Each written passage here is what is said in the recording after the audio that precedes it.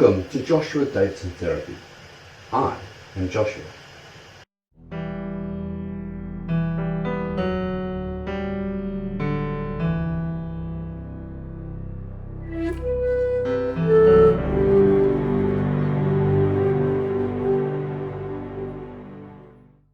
This is one of a series of videos of background concepts that are very important to mental health. Today's topic is knowledge. I'm confident that you've probably heard the phrase, knowledge is power. But how? How is knowledge power? In physics, the science of understanding the raw nature of the world, power is defined as work over time. Don't worry, we aren't going to be delving deeply into physics in this video. It's just important to understand the beginning point. Work for humans is effort. Physical, mental, emotional, social, and so on. If it takes you effort to do it, then you are doing work. That does not mean that you are doing work efficiently or well, or even that you're getting the outcome you're after, but it is taking effort, so you are doing work. When we know the outcome we're after, we can make a few choices and pick one that seems like the most efficient method to get the task done. With efficiency, we expend less effort and we are more effective. That is, we gain power through the choices that we make. How did we get that choice? Through knowing what our options are. That is, knowledge. It is more accurate to say that knowledge gives you options. Options allow for choices. Smarter choices give you greater efficiency, and greater efficiency gives you greater power. But that is cumbersome to say. Maybe knowledge gives you power because knowledge gives you better choices, and better choices gives you greater power. We often know when we are powerless. We feel like we have failed. We often don't recognize when we are powerful because that's normal. We succeed. Experiment time. Look around you and notice a small object on a thing. Pick it up. Did you succeed? If so, did you recognize that application of power? You had a goal, you put some effort into it, and you got a success. Probably not. Now, imagine a scenario where you failed.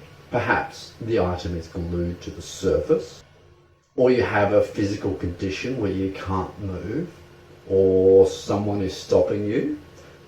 Perhaps that someone is yourself. Depression is not fun. The failure to do what should be easy prompts you to feel powerless. It is an odd thing. That's easy to notice. Powerful is hard. It is an odd thing in humans that the two outcomes create such different levels of feelings. On the one hand, we barely notice success, but on the other hand, we always notice failure. That understanding brings knowledge, and knowledge gives options. Options give you choice, and that brings you back to the position of power.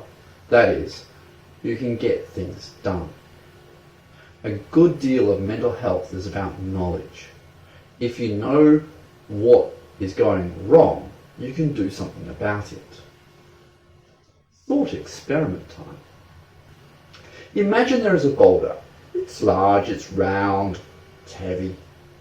You are told by the boss that it needs to be somewhere else and that you need to move it. So you put some work into moving the boulder. It's too heavy to lift. So you roll it some distance away. You've exercised power. Congratulations, physics is completed. You check with the boss, and the boss says, that's the wrong place. So you need to move it again. The effort you put into moving that boulder has been wasted. Frustrating, isn't it? How many times will you move the boulder hoping that you move it to the right place so that the boss can nod approval? In mental health, we often know when something is wrong, but we don't know what right looks like. We're moving the boulder, around randomly hoping to stumble on success. A more efficient way is to gain a bit of knowledge. You could ask the boss where they want it. Now you know where to move it. In this series of videos, we want to cut down the trial and error, the randomness, the hoping to stumble on the right answer. If you understand the nature of a problem, you can create an efficient solution. Still going to take work though. Back to the boulder. What is the best way to move a boulder? So far in this thought experiment, we have rolled it. Perhaps with enough people, we could lift it. Or if we're going to have to move it many times, it would be wise to get some tools involved. There is more than one way to move the boulder, and more than one place to put that boulder, depending on what we want to use it for. What I'm trying to say here is that there are many ways to get mentally healthy, and many ways that mental health can look. One solution doesn't fit all the circumstances.